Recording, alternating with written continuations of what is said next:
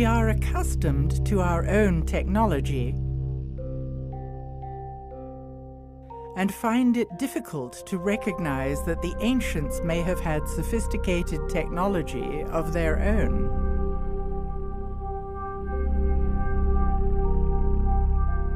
Since the technology of the ancients is not obvious to us, are we looking in the wrong place?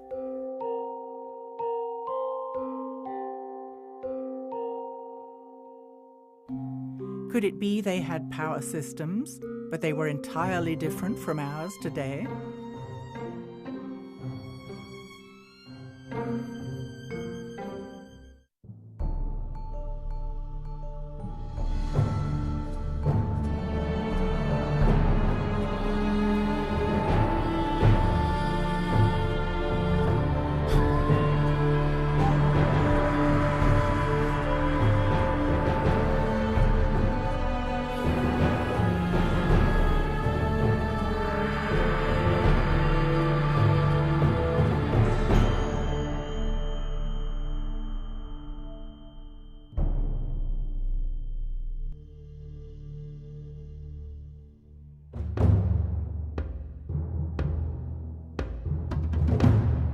Looking at the architecture of structures from ancient Egypt stimulates a sense of wonder. Clearly, Egyptian monuments rival the grandeur of our most modern buildings today.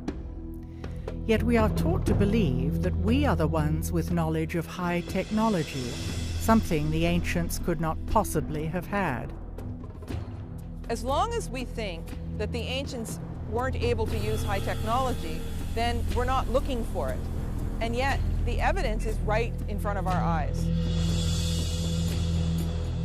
We find megalithic sites everywhere around the world. So there's certain things in common that they all seem to know, and we don't know it. Yeah, a lot of people are trying to figure out why mankind built these structures out of these huge megalithic stones. We don't even know how to move 200, 300-ton stones very well today, let alone 4,000 or 5,000 years ago. I started looking at megalithic structures from an electromagnetic point of view. And sure enough, I began to find that there were these energies there present in measurable forces. Strange things happen sometimes in sacred sites, and those are clues that the physics that we're taught in school is not everything. For thousands of years, the pyramids and the Sphinx stood as sentinels on the open desert.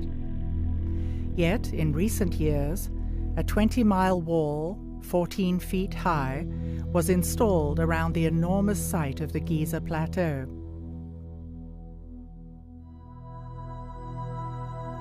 There are about 100 armed guards patrolling the pyramids at night.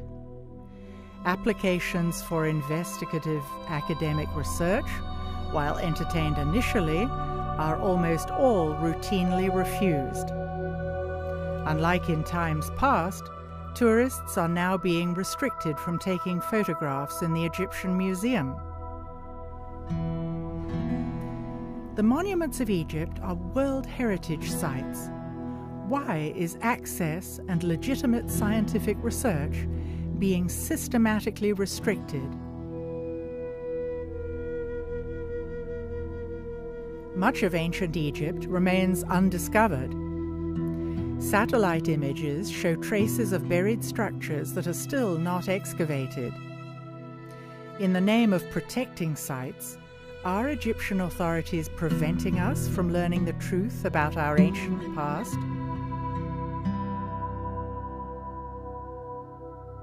Despite strict regulations on what kind of research is allowed, there is still an extraordinary amount of evidence that shows that the ancient Egyptians had knowledge that has been lost.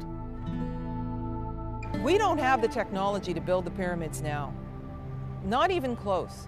We're not the most evolved we've ever been. And that is one of the blinders that has stopped us from imagining that the ancients could have been far smarter than us. Hakim Awian was raised by indigenous elders who lived in the area of the Band of Peace. Having preserved the ancient Suf language, stories were passed down generation after generation. Fragments of knowledge from the ancient past were thus preserved. If my colleague, the scholar, who learned to say that the Egyptians have a piece of rope, put it around a block of stone, at least 60-ton weight, and pulled and pushed by animals and run on wooden blocks. This is what the scholars are saying. We may never be exactly sure how the pyramids were built. Yet we can begin to reconstruct our understanding of the culture living in the Golden Age and their values. Traditional Egyptology insists that the pyramids were built by slaves to feed the egos of kings. Does this fit with our emerging construct of Egypt in a golden age? There is no slavery. All workers are willingly pyramids builder. This is a qualified people of architecture, engineers, and they deal with all the power, like cutting stones, transfer it and use it. And that is clear, not only in the pyramids, and in the temple walls, and many places you can see that clearly. There are clues throughout Egypt that point to knowledge of high technology. A fascinating thing occurred when a chunk of stone recently fell off a lintel at Abydos Temple, and controversial images resembling a helicopter and other advanced-looking vehicles were revealed under the stone. It would seem that the images were covered in the distant past when things were changing politically in Egypt. Nowadays, Egyptian tour guides are explicitly instructed not to point these out to tourists. The Egyptological explanation is that it is multiple hieroglyphs overlapping from distant kings' inscriptions. But, like many things in Egypt, the explanation is still debatable.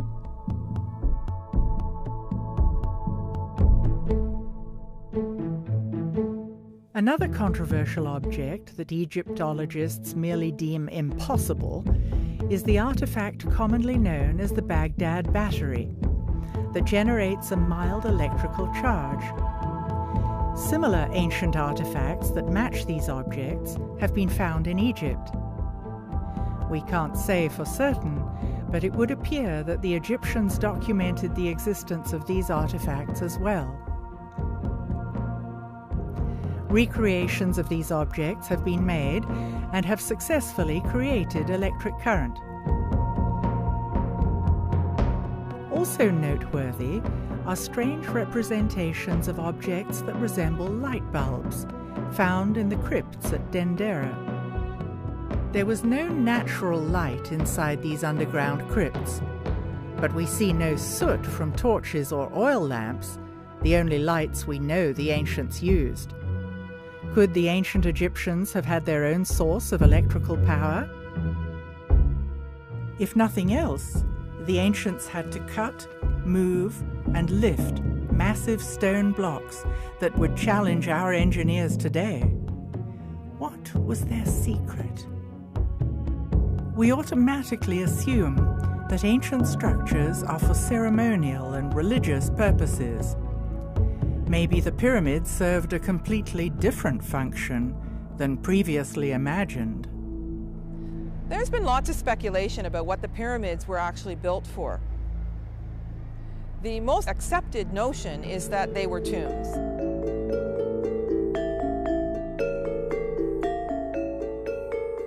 Much more complicated situation with the Great Pyramid than most people understand or most people believe, including a lot of Egyptologists who see it simply as a tomb for the pharaoh Khufu. That idea is childish for the following reason. I mean, it's obvious, we don't find mummies in the pyramids. And of course, not finding a single mummy in any of the pyramids doesn't seem to deter the people who think that that's what they were for. Yes, there's something that's sometimes referred to as a stone sarcophagus or coffer in it, a beautiful granite structure, but that doesn't prove definitively in my mind that it was ever actually used for a tomb. It may have been used for many other purposes. Pyramids were built not as a tomb. There are some pyramids built in a different construction, like the one in Saqqara, Steep Pyramid, that is tomb. Look at the obvious difference in construction between the Step Pyramid and the Great Pyramid. The difference in style of construction would logically indicate they were built in different time frames. The buildings we know to be tombs, like the Step Pyramid at Saqqara and the flat-topped mastabas also at Saqqara, are very different from the smooth-sided pyramids at Giza and Dashur. Typically in Egypt, older constructions are built of larger stones. New constructions are built of smaller stones. Also, in archaeology, older structures are deeper. Newer structures are found closer to the surface. Every other tomb that has been found is highly decorated with names of the occupant. The inside of these pyramids seems solely functional and not decorative at all. But if we stop altogether and say, okay, if they weren't tombs, what were they? What are the biggest structures that modern man builds on the planet? The biggest, most awe-inspiring structures we create are hydroelectric dams. Why are we willing to invest such awe-inspiring amounts of labor and effort in constructing those? Because we know we're going to get a very valuable physical return in the form of electricity. And by comparison, I wonder if the ancient megalith builders weren't willing to invest such staggering amounts of resources by even smaller populations because they knew that they could get something very physical and worthwhile back from it. People are fascinated by Egyptian monuments, and some report the energy is palpable at these sites. Is it possible to confirm this energy through scientific means? What I've been finding in the last 20 years of research is a lot of experiments that have been done that show that there's a certain type of energy that does not exist in our current science. It's unknown with our current science. We call it subtle energy. Well, this is a whole new trend of thought in looking at ancient structures, that maybe the ancients understood subtle energies. So this appears to be a technology that may have existed in megalithic societies. You know, these societies that built things out of big stones.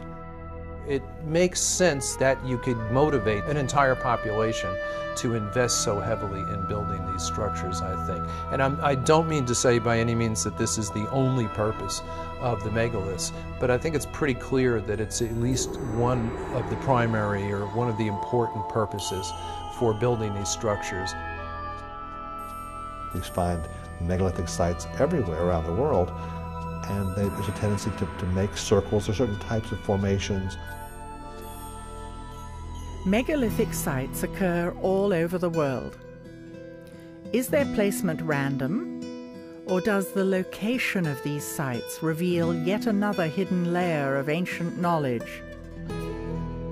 One thing I've found looking at different megalithic structures over a few continents and numerous places around the world, overwhelmingly these places, the pyramids, the Stonehenges, etc. of the world, were placed on ground where an unusual type of geology naturally concentrates the regular daily natural electromagnetic fluctuations that occur everywhere on the earth each day.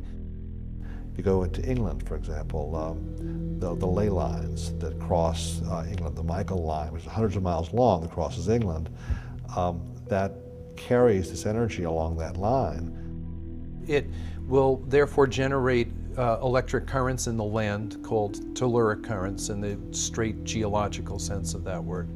And those occur everywhere on the planet. But we know that this ley energy, this subtle energy, passes along these lines. There are certain special types of geology that will magnify those several-fold.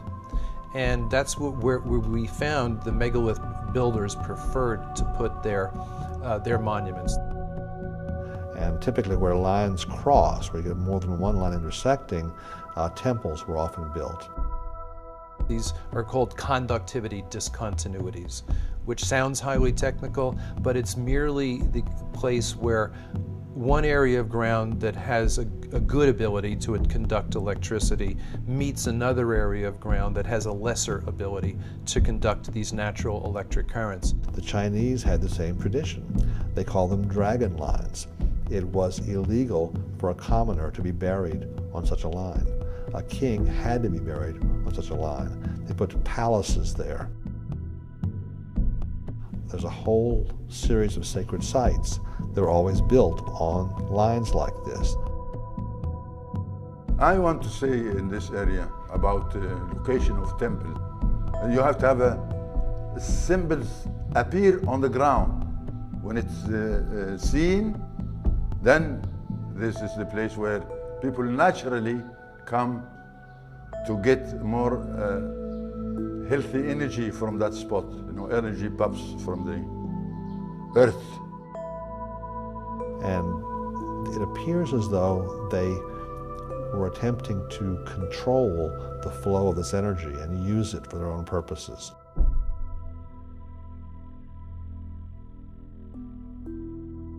The key hours, unfortunately, are the pre-dawn hours. If you really want to study this, you've got to get up at 3 and get out there very fast. That's because the energy that is involved in these sites, that's really fueling most of it, originates with the daily changes in the Earth's geomagnetic field. It's strongest during the day, weakest at night. And in the hours leading up to dawn, the weaker field lines now come roaring back to closer to full strength very quick. It's the most dramatic time in terms of change of magnetic strength per hour. It's the most dramatic time of the day. And wherever you have a changing magnetic field occurring, you are generating electric current in anything present that will conduct electricity. It's a simple principle of physics known as induction, and it's a universal. Normally, in everyday life, we don't ever see large concentrations of this energy. Normally, it'll show up at, let's say, at mountaintops, at sacred sites. You'll feel a certain calm, a certain peace. Sometimes people in those places report mystical experiences. They'll see into some other dimension, okay? They'll see into some other time. The Chinese have known about this for a long time, and they call it qi. The Hindus, in their ancient texts, call it prana, and the yogis, that maintain a very ancient tradition, use it. It affects a variety of different processes. Electricity and magnetism has a strong effect on that, so it modifies all the other laws of physics. When you look back on how sacred sites were chosen and buildings like the pyramids were constructed, the suspicion arises that they understood quite a bit more about this stuff than we do, and they may have been using it in their engineering.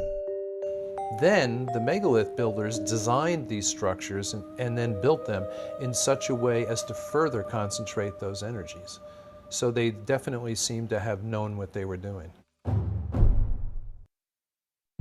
We are not used to things built out of stone being high technology. It is clear that several different kinds of stone from a variety of sources were used to construct Egyptian monuments.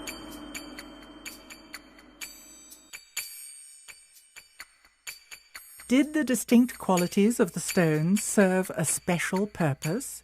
What I do find fascinating is that the core of the pyramids, at least at Giza, are made out of one type of limestone. Now, it is the limestone that was closest, but it also happens to be the type that's called dolomite because it's got a high magnesium content. And because of that metal content, that kind of limestone conducts electricity pretty well. And then they chose to sheath the pyramid in the whiter Tura limestone, which, granted, it's whiter and it's prettier and all that, but it also has almost zero magnesium content.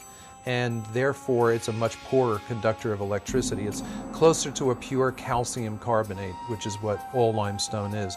And pure calcium carbonate conducts electricity much more poorly than dolomite does. It's interesting to me that those outer stones were the ones that they cut so precisely that all these thousands of years later you still can't get a razor blade between them. Because basically what we've got here is we've got a situation with a highly electrically conductive core of those pyramids wrapped in what is effectively a very effective insulator. Why the granite in the passageways, you know? And so, of course, I'm thinking from an electrical point of view and a physical point of view. Is there anything special about granite? And yeah, there is. Granite is slightly radioactive, and it will ionize or electrify the air. It releases radon gas, which is radioactive. Granite is a transmission stone. It's not dead stone, it's alive. So you have these sealed shafts with granite linings, and I wonder if it wasn't designed to keep an electrical charge present in those shafts. They were built exactly like, if you will, an insulated wire, only more so because you've got all the charge in the ground that's spread across the base, concentrated all the way up into this tiny spot at the top.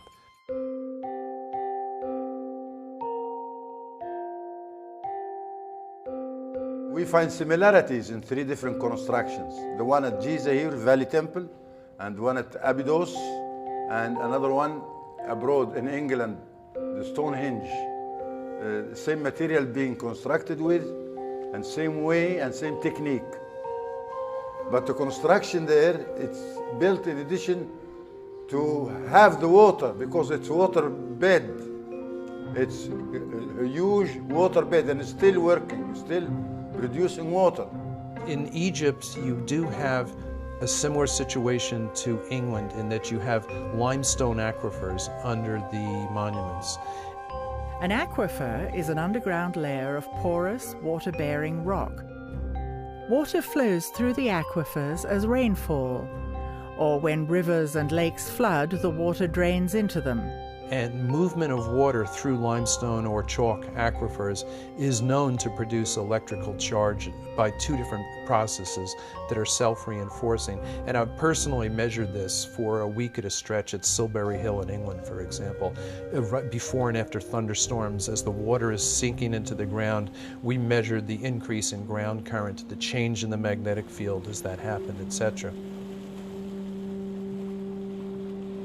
And in Egypt, you had the Nile crashing, dropping every year and then flooding again. And that movement of water up and down through the layers of limestone would generate electrical charge. Flowing water generates at least a mild electrical charge, which means it generates an electric current, which means it generates a magnetic field as well. So if you were looking to give an electrical charge, a little boost to, say, a mound or something like that, it makes a lot of sense to have it at a minimum running water. And in fact, at Tiwanaku on the south shore of Lake Titicaca, their biggest monument, the Akapana Pyramid, was terraced in such a way as to have the water come down in waterfalls that alternated outside the pyramid, inside the pyramid. But that kind of falling water generates enough electric charge that one of the common school physics experiments is you can, in your own sink at home, if you can divide the stream of water coming out of your faucet into 2 separate streams, you can take a little LED indicator light and put it between the streams, and it'll generate enough electricity that maybe every 20 seconds or so the light bulb will come on. And then the question is, did some of those layers of limestone run up the Giza plateau? And they did. And they did, come up to the surface underneath where some of the pyramids are located. The idea would be that it would be the rising and falling of the Nile that would produce this electric ground current by moving through the different layers of the limestone aquifer. And when there was a dip, say, in that supply, maybe that's when the ionized air in the granite shafts and galleries could help keep the process going, if you will. I tend to wonder if the electrified shafts might not have been able to act in a similar fashion to your car battery when you come to a stoplight. Normally, your battery is not being used when you're driving your car. The alternator provides all the juice. But when you stop and that alternator is turning very weakly, that's when you want the battery there to keep everything going so your engine doesn't cut out.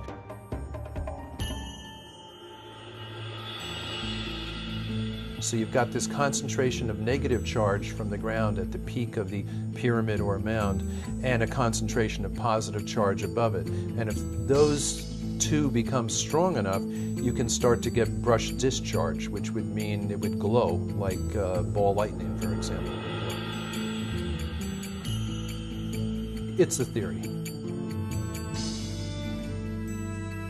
Why in the Great Pyramid is there no frescoes, there's nothing, no decorations at all? Now, some people have proposed the idea that the pyramids are actually energy machines. And so I liken this to the fact, like, you wouldn't put a decoration inside your oven. I was talking with a woman who had spent some time in the Great Pyramid, and her comment was, it felt like I was in a machine. She said it was not like this, oh, it's a wonderful shrine. She said it felt very functional. In fact, she made a comment that I actually think is probably right on. She said, I felt as if I wouldn't have wanted to be in here when it was running.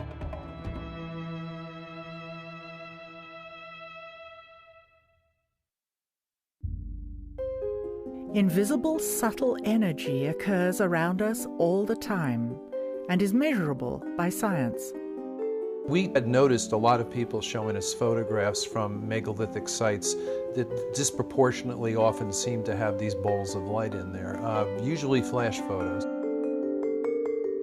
Orbs are often written off as dust or other particles in the air, but that does not change the fact that they seem to occur more often in particular places at particular times.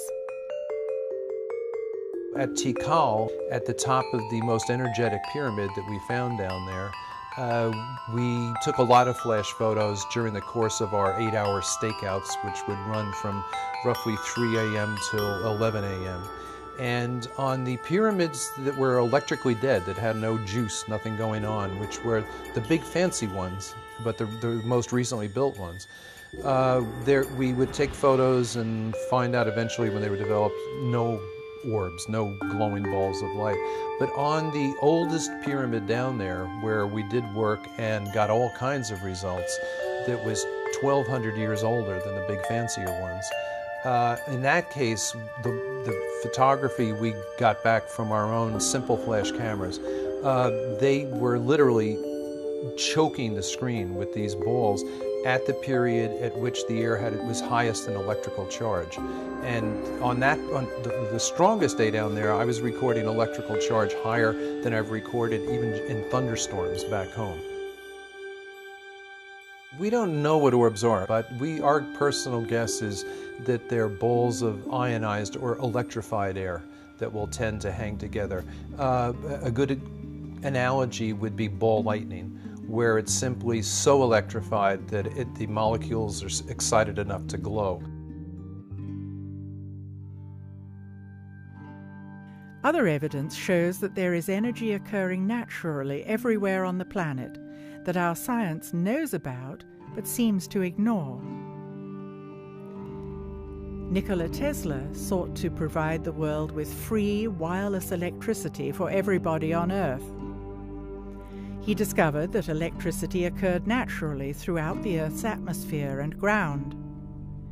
The telluric currents in the ground that John Burke discussed and the electricity present in the ionosphere in the atmosphere, which is ionized by the sun, he also created and developed ways to harness those energies.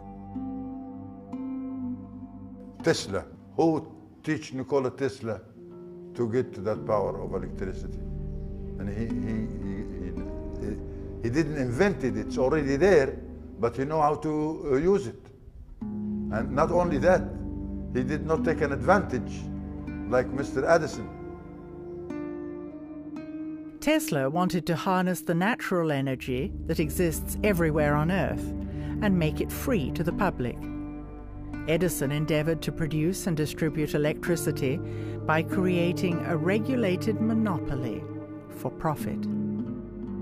He became rich and the people more light into their home. Yeah, so Nikola Tesla, he's the one think of how to use this energy.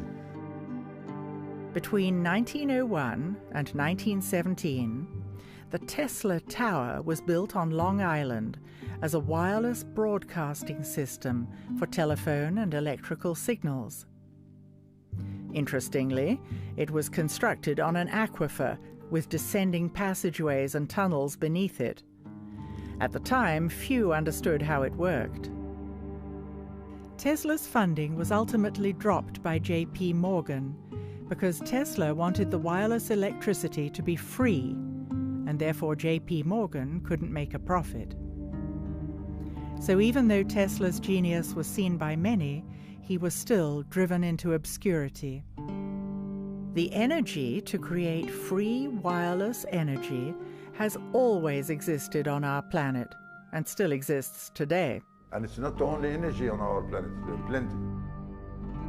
Rivers are flow by energy. Tsunami is energy. Frequencies are energy. If we have the electricity now, it's based on explosion energy. Now, the sound energy based on a technology different from the explosion energy, and it's known as implosion energy. This energy was not the kind of energy that we have that pollutes. It was a completely passive energy that had no byproducts.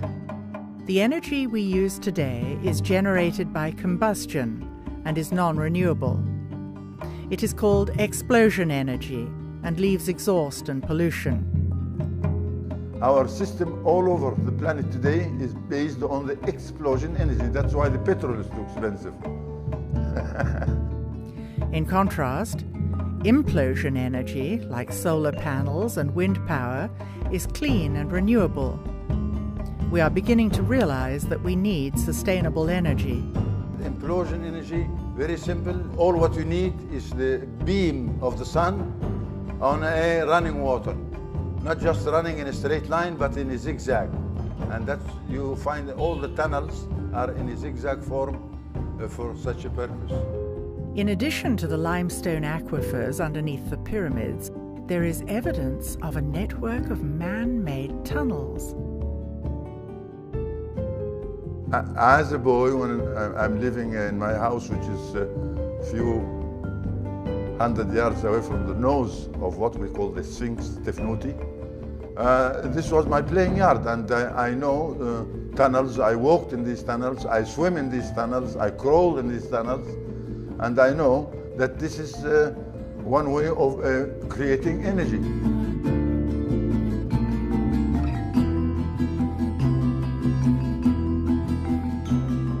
Now, this is cost nothing. I mean, all what you need is a beam of the sun reaching the running water underneath the tunnel, and you can see that there are many openings in each tunnel permit this sun beam reach the water.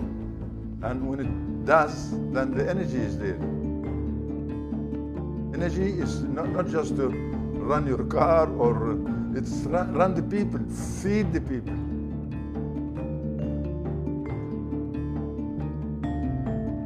If the pyramid fields of the Band of Peace and the network of underground tunnels are still there, why don't they generate energy the way they used to? In the condition of the pyramids now, stripped of those smooth insulating outer casings, it's going to leak electrical air about as well as a car radiator radiates heat. I mean, it's almost perfectly designed to weaken that, and yet still you get these reports of people like Siemens, who was one of the pioneers of electricity, and he was an Englishman. There's even a unit of electrical, I believe, resistance named after him called the Siemens. He was on top of the Great Pyramid, I think, during the 1880s. And they began to notice that when his Arab guides stood up and spread his fingers, they'd hear a ringing. And when he closed them, you wouldn't. And he stood up, and he could sense the literal electricity in the air. And on the spot, he improvised an instant Leyden jar, which is one of the earliest things they used to use to store electric charge. And he did it by opening a wine bottle, wetting some newspaper, wrapping the wet newspaper around the glass wine bottle, and holding the wine bottle up above his head until sparks started to issue from the wine bottle. And at that point, his Arab guides started accusing him of things like witchcraft. They got into a physical struggle, and he accidentally touched one of the guides with the charged wine bottle, and it knocked the man to the ground and unconscious for a short period, after which they took off down the pyramid. But there was, in other words, a professional scientist familiar with electricity in its rudimentary but accurate forms, sensing exactly that, even in this ruined condition that the pyramid's in today. Yeah. If you come to the Egyptian Museum, there is an item over there known as the schist disc, found by Dr. Walter Emery, and he said, or he thinks that it could be a vase for a lotus flower. No. The schist disc was found at Saqqara in a burial chamber that no one is allowed to visit. Other goods found in the chamber were simple ropes, pottery, and grains. The disc shows clear evidence of sophisticated technology in the way it was built, and it seems out of context with the rest of the grave goods. Is this the original context for this artifact? Or is it possible that it has had a long journey over the last several millennia, and this just happened to be its final resting place? Look at this hollow stone tube. It looks as though the schist disc could fit over it.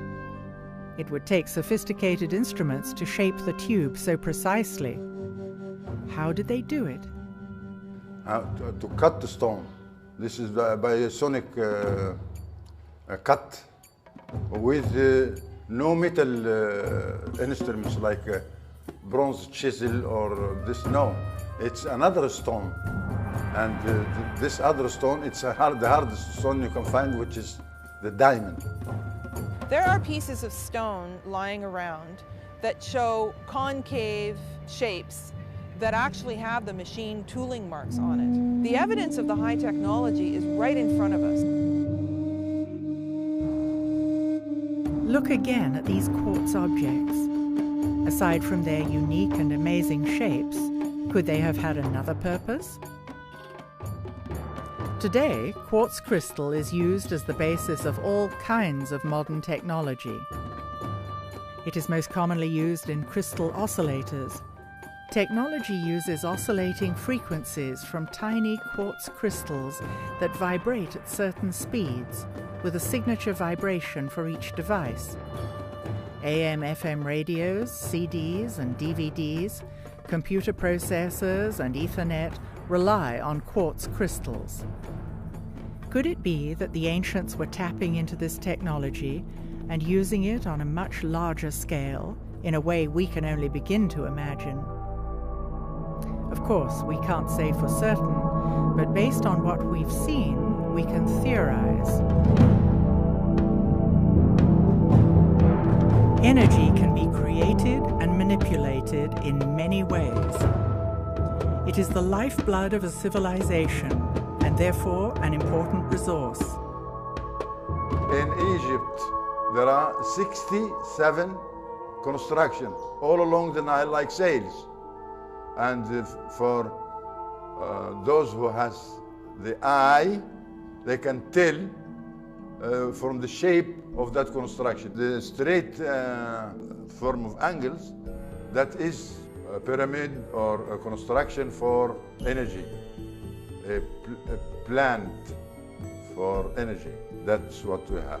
A theory that's always struck me, that they were intended actually to somehow or another spiritualize a whole civilization. In other words, to provide a widespread, high level of energy that people needed because a descending age was upon them. And I believe what the pyramid and other certain other structures were constructed for was to basically act as a kind of the equivalent of a street light.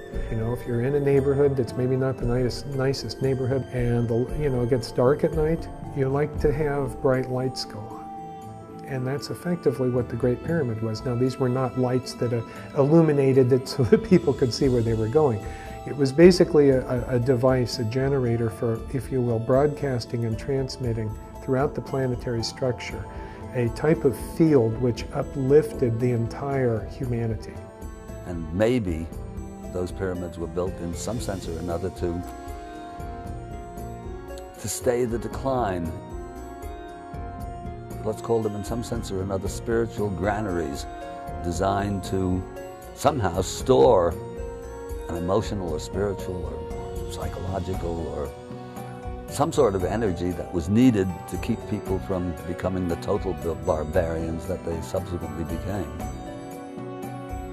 We had the ability to basically prop up humanity for a while using the system, but what we saw was the street light eventually went out.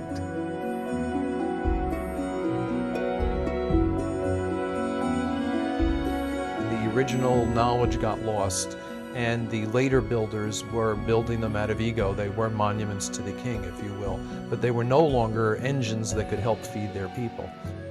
Catastrophes around the world damaged, or if you will, decommissioned some of these sites.